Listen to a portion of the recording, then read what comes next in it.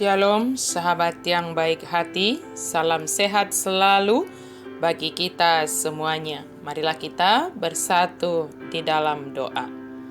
Kasih karunia dan damai sejahtera dari Allah Bapa dan dari anaknya Tuhan Yesus Kristus kiranya menyertai kamu sekalian. Amin.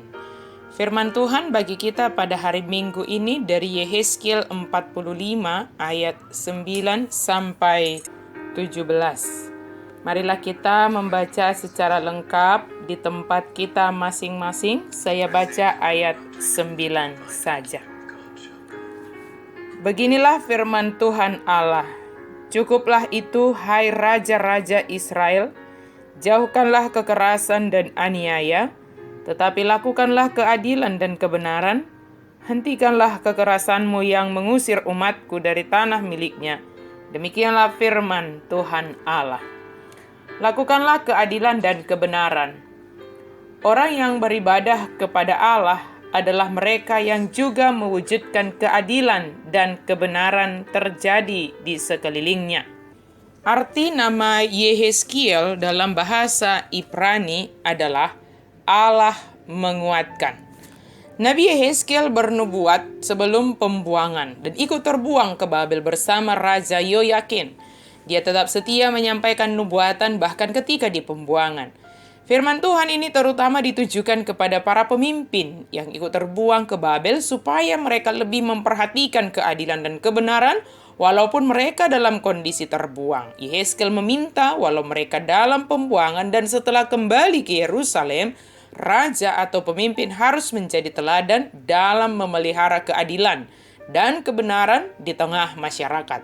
Juga menjadi bertanggung jawab atas persembahan yang dipersembahkan di bait suci Allah. Adalah raja yang bekerja sama dengan para imam. Raja dan imam bertanggung jawab atas keadilan, kebenaran, dan ritual keagamaan. Tetapi kenyataannya mereka melakukan hal yang berbanding terbalik dengan apa yang seharusnya mereka lakukan. Pemimpin itu adalah wakil Allah untuk menegakkan keadilan dan kebenaran. Yehezkiel berusaha mengembalikan tugas dan tanggung jawab sebagai pemimpin, baik di tengah masyarakat dan kehidupan peribadahan. Setiap pemimpin telah menerima tugas dan tanggung jawab untuk mengupayakan kesejahteraan, menegakkan keadilan dan kebenaran, bukan sebaliknya memeras dan menindas yang dipimpin. Lewat peran pemimpin yang benar, dia menunjukkan diri sebagai wakil Allah dan melakukan keadilan dan kebenaran. Kemudian, iman harus sejalan dengan perilaku sehari-hari. Yehezkiel melihat kenyataan permainan ukuran atau timbangan hanya untuk mendapatkan keuntungan sebanyak-banyaknya walau dengan tindakan penipuan dan ketidakjujuran.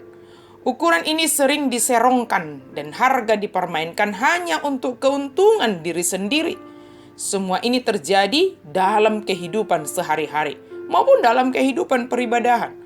Allah sejak semula telah mengingatkan ini, supaya umat Tuhan menggunakan ukuran atau timbangan yang benar. Dalam Ulangan 25 ayat 13-15, bagaimana Tuhan mengingatkan umatnya. Jangan ada dalam pundi-pundimu dua macam batu timbangan. Jangan ada dua macam eva. Haruslah ada padamu timbangan dan eva yang tepat. Ini sudah diperingatkan sejak zaman dahulu. Tuhan sudah melarang praktek curang, neraca yang betul, timbangan yang betul. Iman dan peribadahan haruslah sejalan dengan perilaku hidup sehari-hari. Kita harus jujur, berkeadilan, benar, dan jauh dari pemerasan, jauh dari kecurangan, jauh dari penipuan dari dalam hidup kita. Karena semua itu perbuatan yang melawan kehendak Tuhan. Kemudian dari firman Tuhan ini kita melihat pemimpin dan umat memiliki tugas dan tanggung jawab masing-masing. Mari kita lakukan tugas kita sebagai pemimpin.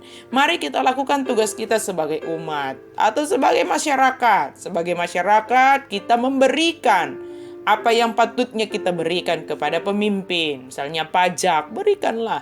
Sebagai pemimpin, mari kelola apa yang telah kita terima dengan baik dan pengelolaan itu merata. Sehingga terwujudlah keadilan dan kebenaran di tengah-tengah masyarakat. Sebab pemimpin adalah alat Tuhan untuk menyatakan keadilan dan kebenaran. Sahabat yang diberkati Tuhan, Allah kita adalah Allah yang adil dan benar.